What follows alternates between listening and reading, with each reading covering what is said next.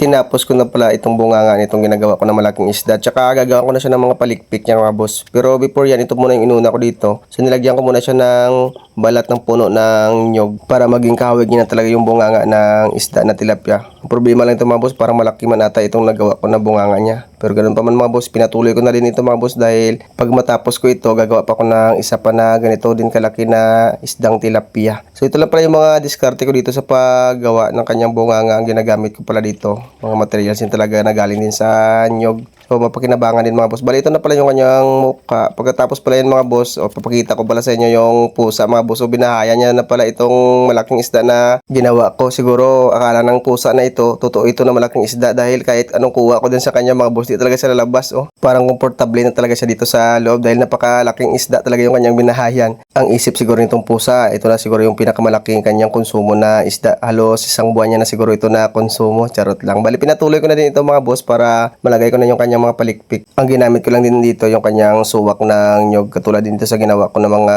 kanyang kaliskis. Binabad ko din muna ito para hindi ako mahirapan magtahi. So bali ito na pala yung kanyang resulta mga boss ng aking ginawa na kanyang mga palikpik para makita ko na din talaga yung resulta nito. Kung magmukha na talaga siyang tilapia kasi parang blooper man ito, parang tawag dyan, alapo-lapo yung mukha ng aking ginawa na isda na tilapia.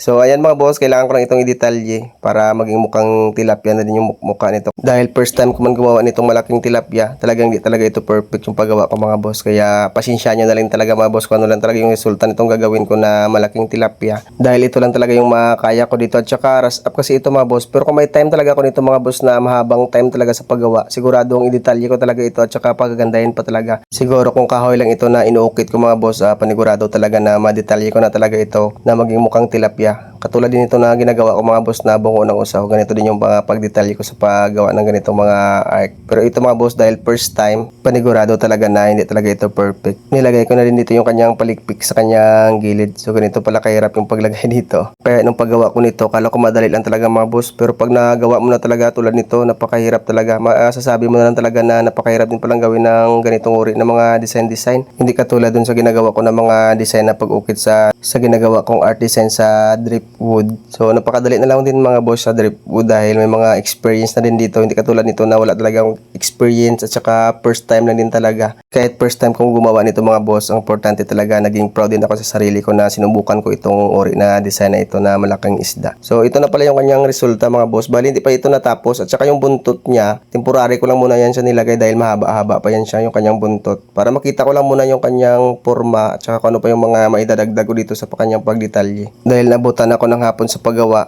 bukas ko naman ito ipagpatuloy at saka gagawin ko na din yung isa na kalahati lang mga boss dahil yun yung order sa akin na nagpagawa. At saka yung dito na lang na part niya yung sa ilalim din yung gagawin ko na kanyang palikpik at saka yung kanyang buntot. So hanggang dito na lang muna mga boss. Maraming salamat sa inyong panunod.